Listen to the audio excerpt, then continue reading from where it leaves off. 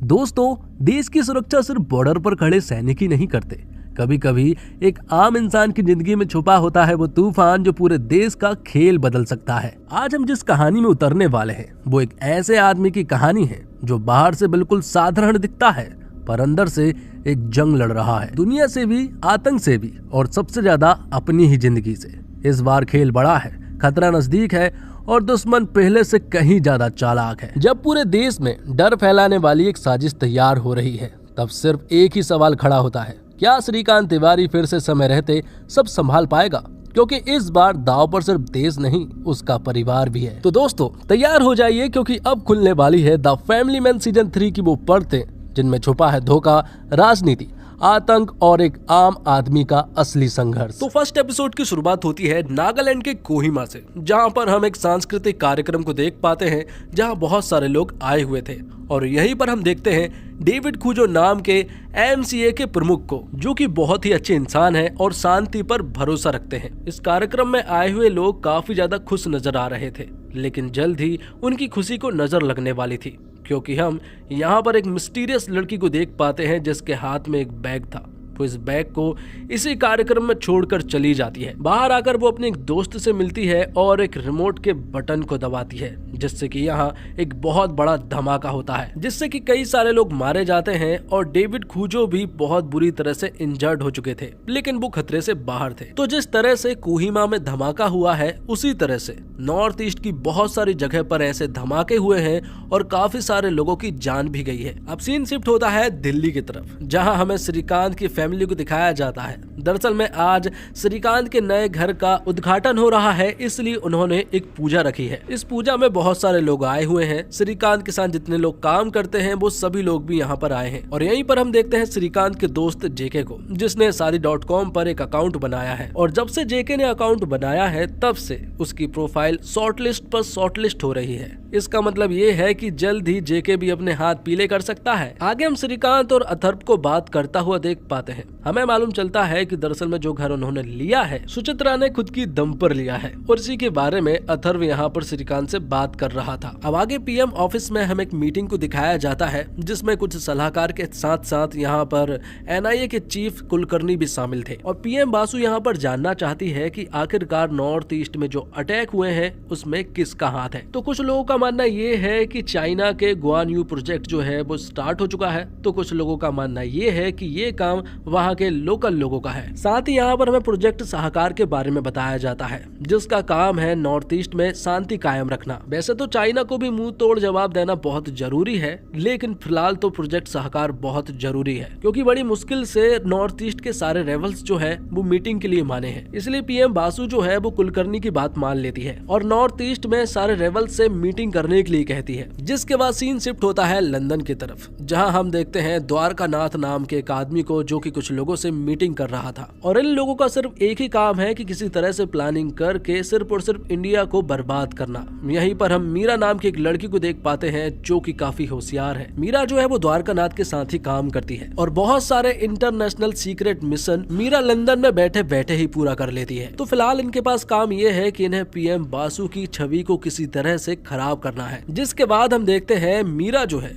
वो अपने ऑफिस जाती है। उसका एक सीक्रेट ऑफिस है जिसमें उसके साथ बहुत सारे लोग काम करते हैं, कुछ मिलिटेंट है तो कुछ स्नाइपर है और फिलहाल वो एक मिशन की तरफ आगे बढ़ रहे थे जहां वो एक औरत को शूट करके यहाँ पर उसे जान से मार देते हैं। उस लड़की का नाम है नसरीन बेग, जो कि इकलौती गवाह थी जो मेजर समीर को प्रॉब्लम में ला सकती थी। जिसके बाद सीन शिफ्ट होता है वापस से दिल्ली की तरफ, जहां हम देखते हैं श्रीकांत तिवारी को जो कि गौतम कुलकर्णी मतलब कि एनआईए के चीफ से मिलता है और कुलकर्णी यहाँ श्रीकांत तिवारी को नॉर्थ ईस्ट में जिस तरह से तनाव चल रहे हैं उन सारे तनाव के बारे में बताते हैं। साथ ही कुलकर्णी तिवारी को प्रोजेक्ट सहकार के बारे में भी बताते हैं और कहते हैं कि बहुत जल्द बहुत सारे रेबल्स के साथ हमारी मीटिंग है और जल्द से जल्द हमें नागालैंड भी जाना होगा, जिसके लिए यहाँ पर श्रीकांत मान चुका था। कुलकर्णी ने बताया कि चाइना से बहुत सारे मिलिटेंट जो है वो मिजोरम नागालैंड की तरफ बढ़ रहे हैं, शायद इसमें प्रोजेक्ट गुआनयू भी शामिल है। कुलकर्णी बताता है कि नागालैंड में जाकर हमें डेविड खूजो से मिलना है जिससे हमारी बहुत पुरानी पहचान है। डेविड खूजो को श्रीकांत तिवारी भी जानता है क्योंकि उसने 20 साल पहले उनकी जान बचाई थी, लेकिन ये मिशन उनके लिए काफी ज्यादा हाईली कॉन्फिडेंशियल होने वाला था, इसलिए वो श्रीकांत से कह देते हैं कि इसके बारे में वो किसी को भी ना बताए। अब बाहर आकर जाकर वो जेके से मिलता है। जेके यहाँ तिवारी से पूछने की कोशिश करता है कि आखिरकार अंदर क्या हुआ, लेकिन जेके उसे कुछ भी नहीं बताता है। दूसरी तरफ हमें दिखाया जाता है सुची और उसकी पूरी टीम को, जो कि श्रिंकमी नाम के एक ऐप पर काम कर रही है। ऐप उनका काफी अच्छा है, लेकिन इसमें फंडिंग की कमी थी, इसलिए चाइना के कुछ लोग जो है वो इनके ऐप में पैसा इन्वेस्ट करने के लिए मान जाते हैं।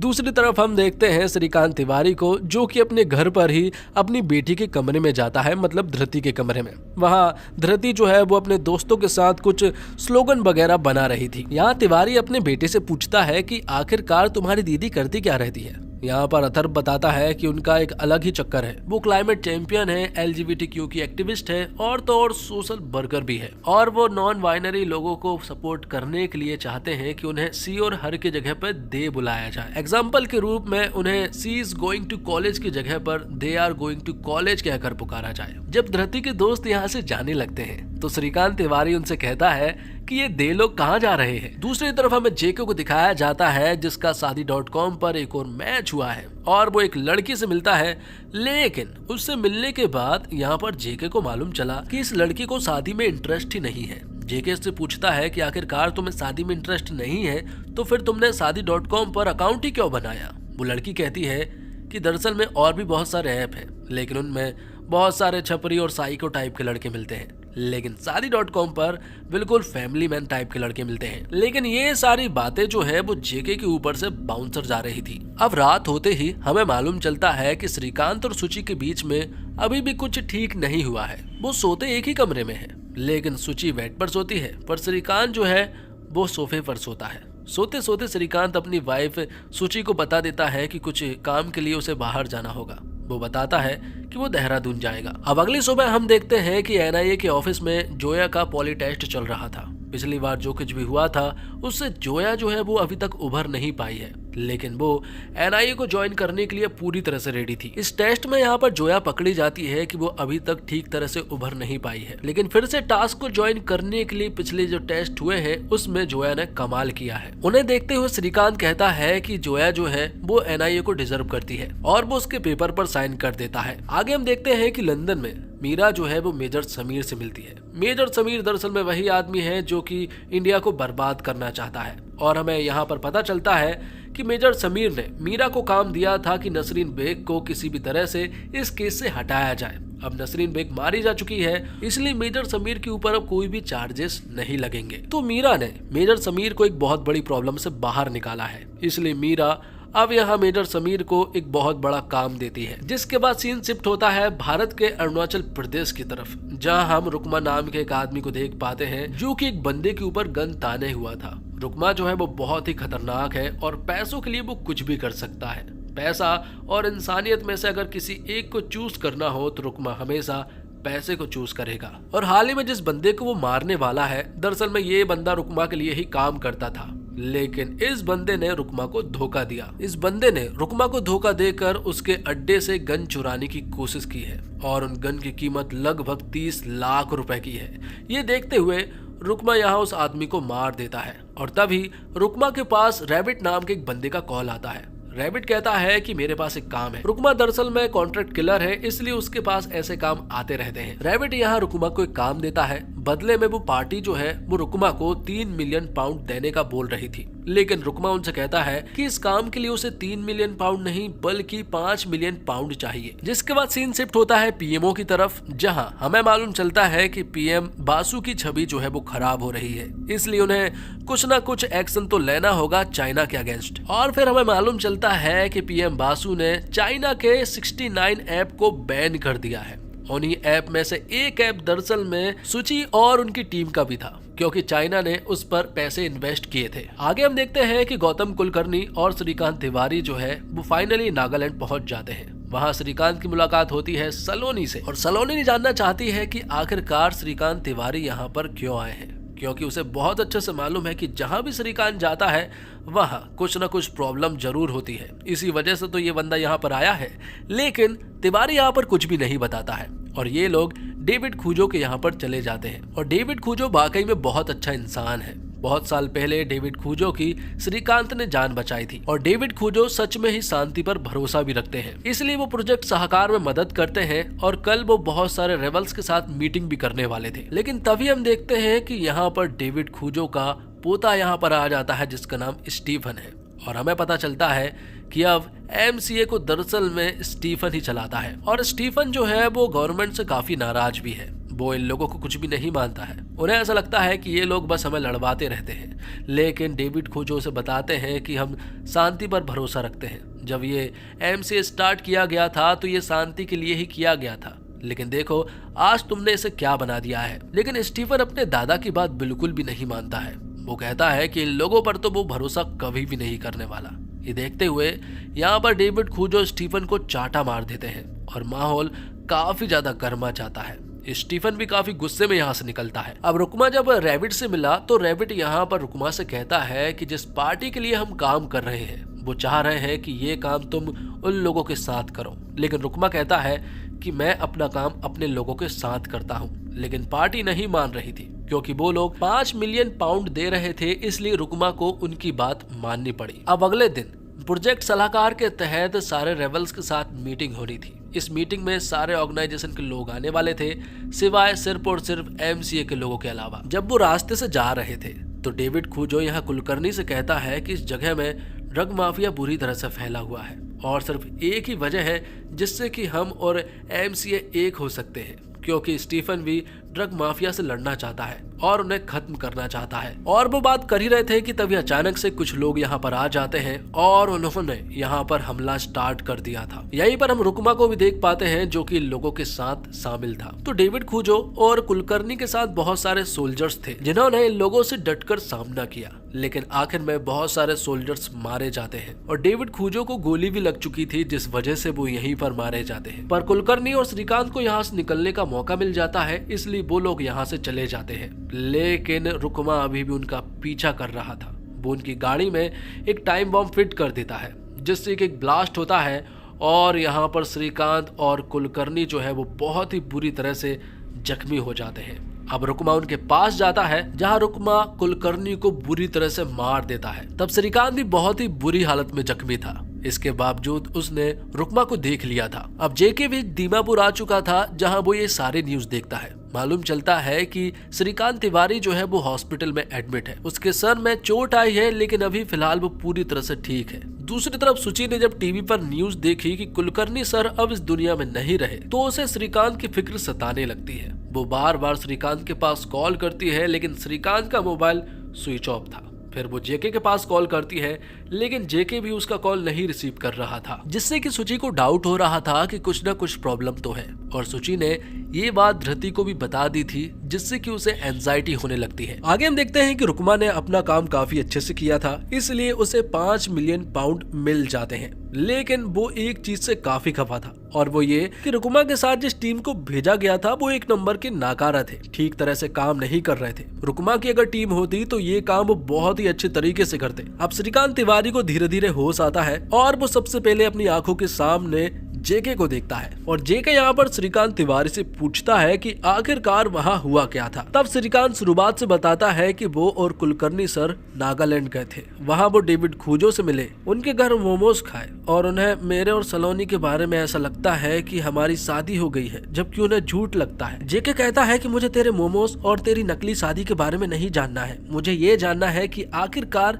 ये सब कुछ हुआ कैसे। तब श्रीकांत बताता है कि हम मीटिंग के लिए जा रहे थे, तभी बीच रास्ते में हमारे ऊपर हमला हुआ और इंटेल जरूर किसी ने दी थी, तभी ये हमला हुआ है, क्योंकि वो अचानक वहां नहीं आए थे, वो पहले से ही वहां मौजूद थे। कोई है जिसने ये सारी खबर उन्हें दी है। अब सीन शिफ्ट होता है अरुणाचल प्रदेश की तरफ और हम नीवा नाम की एक लड़की को देख पाते हैं जिसका एक छोटा सा लड़का भी है जिसका नाम बॉबी है। और थोड़ी देर के बाद यहाँ रुकमा भी आ जाता है और मालूम चलता है कि नीमा और रुकमा जो है वो एक दूसरे से प्यार करते हैं। दोनों की शादी नहीं हुई है लेकिन वो रिलेशनशिप में है। अब बॉबी रुकमा के पास आता है और उससे पूछता है कि क्या तुम मेरे डैडी हो, लेकिन यहाँ रुकमा उससे कहता है कि मैं तेरा कोई डैडी वैडी नहीं हूँ और उसे यहाँ से भगा देता है। मालूम चलता है कि रुकमा नीमा के पास लगभग 5 महीनों के बाद आया है। दूसरी तरफ हॉस्पिटल में श्रीकांत जेके से कहता है कि कोई अंदर का आदमी मिला हुआ है और अब हमारे बीच में जो सारी बातें होगी वो अपने तक ही रखनी होगी। इसलिए अजीत और पुनीत को यहाँ पर बुला ले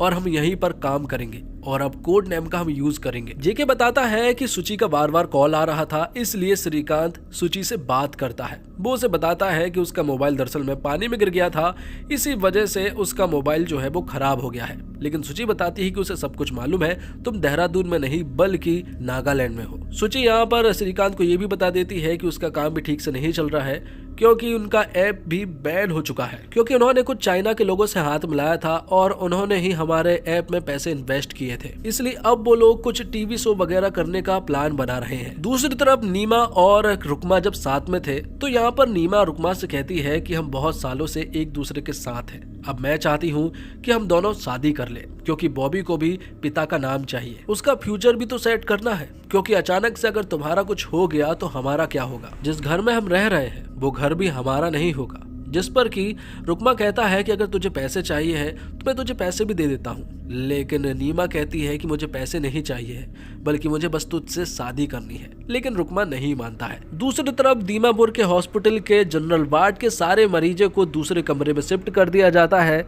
और इस वार्ड को अब एक एनआईए के ऑफिस के रूप में बदल दिया जाता है। यहीं पर रहकर अब वो काम करने लगे थे, क्योंकि श्रीकांत भी धीरे धीरे रिकवर हो रहा था। वो यहाँ के बहुत सारे लोगों के नाम देखता है और उनके चेहरे देखता है, लेकिन उन सारे लोगों के चेहरे को देखकर यहाँ श्रीकांत बिल्कुल नहीं समझ पाया था कि उसने किसको देखा था। सर पर चोट लगने की वजह से श्रीकांत यहाँ ठीक से नहीं सोच पा रहा था और जो बार बार उसके नजरों के सामने जो चेहरा आ रहा था वो चेहरा भी वो नहीं भूल पा रहा था। लेकिन जब अजीत यहाँ एक और लिस्ट लेकर आता है तो उस लिस्ट को देखकर समझ जाता है कि ये वही बंदा है जिसने कुलकर्णी सर को मारा था। वो 100% श्योर था और अब वो अपने सारे ऑफिसर से कहता है कि इस बंदे के बारे में पता करो और सारी इन्फॉर्मेशन निकालो। दूसरी तरफ दिल्ली में हम देखते हैं कि अथर्व जो है वो डांस की प्रैक्टिस कर रहा था और यहीं पर अमायरा नाम की लड़की जो है वो उसकी मदद कर रही थी। तभी हम देखते हैं कि कुछ लड़के जो हैं वो इस तरह से अथर्व को डांस करता हुआ देखकर जल रहे थे, इसलिए वो अथर्व के पास आते हैं और उसे बुली करने की कोशिश करने लगते हैं।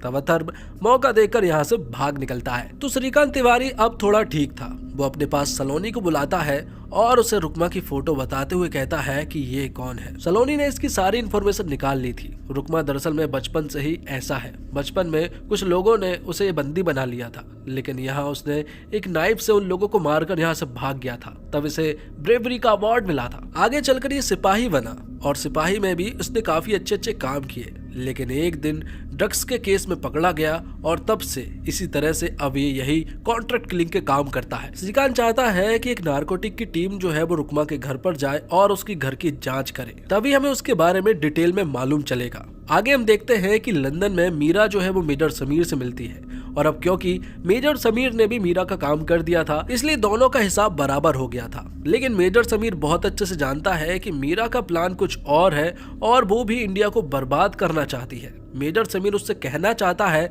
कि वो भी इस काम में तुम्हारा साथ दे सकता है, बदले में उसे पैसा नहीं चाहिए, बस उसे सारा प्लान बताना होगा। लेकिन मीरा कहती है कि फिलहाल तो मुझे तुम्हारी जरूरत नहीं है, लेकिन जरूरत पड़ेगी तो मैं तुम्हें जरूर बताऊंगी। अब सलोनी यहाँ श्रीकांत के पास कॉल करके उसे बताती है कि दरअसल में रुकमा की एक गर्लफ्रेंड है जिसका नाम नीमा है और फिलहाल वो वहीं पर मौजूद है। हम एक टीम को वहाँ पहुंचा सकते हैं और उसे अरेस्ट भी कर सकते हैं, जिसके लिए श्रीकांत कहता है कि अगर तुमने ये काम कर दिया तो बहुत ही अच्छा होगा। जिसके बाद हम देखते हैं कि कुलकर्णी सर के घर पर सभी लोग उन्हें श्रद्धांजलि देने के लिए गए थे, जहाँ एनआईए, डिफेंस और टास्क के सभी ऑफिसर्स आए हुए थे। सभी लोग कुलकर्णी जी को श्रद्धांजलि देने के लिए आए थे। यहीं पर हम जोया को भी देख पाते हैं जो कि अगले हफ्ते से टास्क को ज्वाइन करने वाली थी और तभी हम देखते हैं कि यहाँ पर पीएम बासु भी आ जाती है जो कि गौतम कुलकर्णी को श्रद्धांजलि देने के लिए आई थी। जब वो यहाँ से जाने लगती है तो श्रीकांत उनके पास जाता है और उनसे कहता है कि मुझे आपसे कुछ जरूरी बात करनी है, लेकिन जरूरी बात ऐसे खुले एरिया में नहीं की जा सकती है, इसलिए वो उन्हें ऑफिस आने के लिए कहती है। अब पीएम बासु का सेक्रेटरी यहाँ श्रीकांत से बात करता है। श्रीकांत उससे कहता है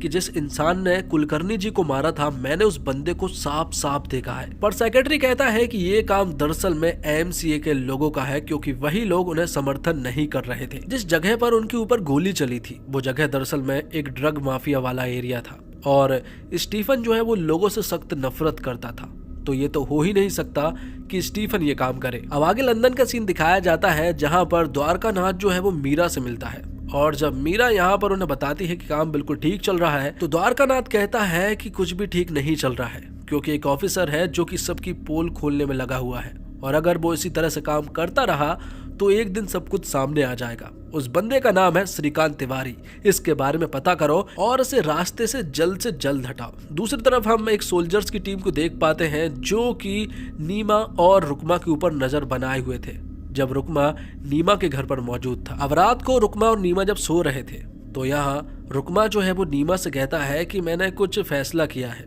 और वो फैसला ये है कि अब मैं तुझसे जल्द से जल्द शादी कर लेता हूँ। और ये सुनकर नीमा भी खुश हो जाती है और तभी हम देखते हैं कि सोल्जर की एक टीम जो है वो अंदर घुस जाती है और इन लोगों पर अटैक करना स्टार्ट कर देती है। जब ये बात रुकमा को मालूम चली तो वो तुरंत ही नीमा को उठाता है और बॉबी के साथ उसे एक खुफिया दरवाजे से नीचे भेज देता है ताकि वो यहाँ से कार में चली जाए। और रुकमा खुद वहीं रहकर उन सोल्जर्स का इंतजार करने लगता है और उनसे फाइट भी करता है। सोल्जर बहुत सारे थे लेकिन रुकमा फिर भी उन सभी लोगों का सामना करता है और बहुत सारे सोल्जर्स को उसने अकेले ही मार गिराया था। यहाँ से नीमा और बॉबी जो है वो किसी तरह से नीचे के रास्ते से जा रहे थे तब यहाँ पर एक सोल्जर आ गया था, लेकिन ऊपर से गलती से उस सोल्जर को गोली लग जाती है और वो भी मारा जाता है। लेकिन एक गोली नीमा को भी लग चुकी थी जिस वजह से वो भी मारी जाती है। पर अभी भी बहुत सारे सोल्जर थे जो कि रुकमा पर हमला कर रहे थे। रुकमा यहाँ पर बॉबी को लेकर यहाँ से भाग निकलता है। अब ये सारी खबर श्रीकांत को भी मालूम चल चुकी थी कि वो लोग रुकमा को पकड़ने तो गए थे लेकिन रुकमा यहाँ से भाग निकला। अब लंदन में मीरा के पास मेजर समीर का कॉल आता है और मेजर समीर मीरा से कहता है कि मैंने कहा था इंडिया को हल्के में मत लेना क्योंकि अब वो लोग रुकमा के पीछे पड़ चुके हैं। मीरा कहती है कि वो लोग नहीं, सिर्फ एक एजेंट जिसका नाम है श्रीकांत तिवारी। ये सुनकर मेजर समीर कहता है कि बहुत खूब, तुम्हें दुश्मन भी तो क्या खूब नसीब हुआ है। वो एक ऐसा कांटा है कि अगर वो लग जाए ना तो वो निकलने का नाम नहीं लेता। तुम्हारे पास अभी भी मौका है, मैं तुम्हारी मदद कर सकता हूँ। लेकिन यहाँ पर मीरा जो है वो उसकी कोई मदद नहीं लेती और अब मीरा यहाँ श्रीकांत की पूरी फैमिली के बारे में पता करने लगती है और अब मीरा के पास श्रीकांत तिवारी की सारी इन्फॉर्मेशन आ चुकी थी। और इसी के साथ फैमिली मैन सीजन 3 के फर्स्ट और सेकंड एपिसोड यहीं पर समाप्त होते हैं। दोस्तों, उम्मीद करता हूँ आपको वीडियो पसंद आई होगी। वीडियो पसंद आई हो तो वीडियो को लाइक करके चैनल को सब्सक्राइब जरूर कीजिएगा ताकि मैं आगे के एपिसोड जल्द से जल्द एक्सप्लेन कर सकूं। मिलते हैं अगले एपिसोड के साथ, तब तक के लिए आप हमारे चैनल के साथ बने रहिए। धन्यवाद। जय हिंद, जय भारत, जय श्री राम।